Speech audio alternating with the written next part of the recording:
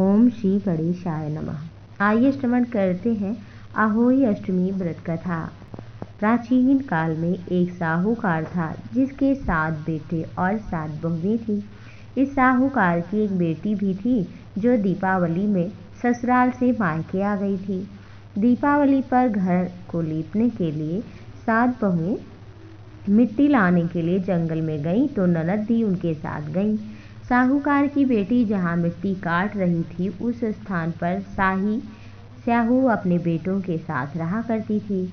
मिट्टी काटते हुए गलती से साहूकार की बेटी की खुरपी के चोट से स्याहू का एक बच्चा मर गया।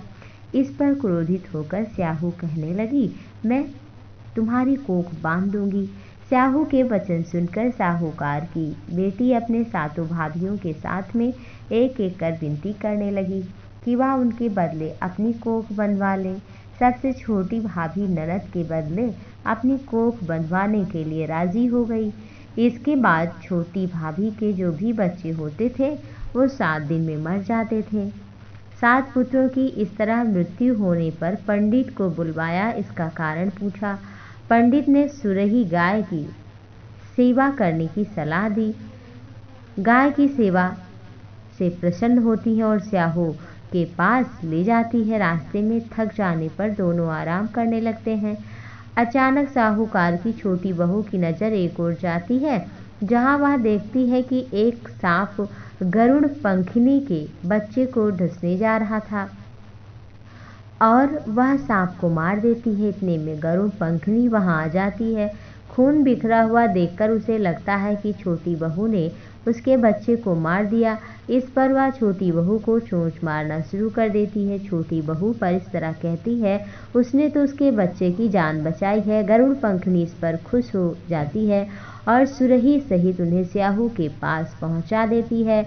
वहां स्याहू छोटी बहू की सेवा से प्रसन्न होकर उसे 7 पुत्र और 7 बहू होने का आशीर्वाद देती है।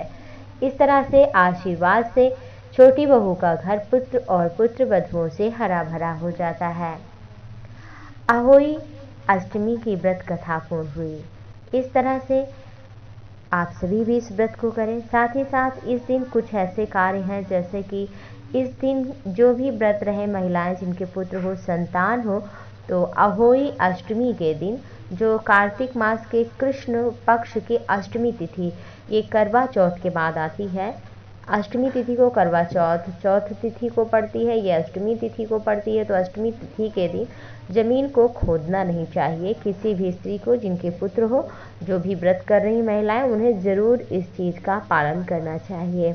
और ये व्रत संतान की वृद्धि, परिवार की वृद्धि, सुख समृद्धि, धन वृद्धि तथा संतान की रक्षा का व्रत माना जाता है। आप सभी भी इस व्रत को करें। माता अहोई को प्रसन्न करें, उनकी कृपा से जीवन में खुशियां बनी रहती हैं। जय मां अहोई।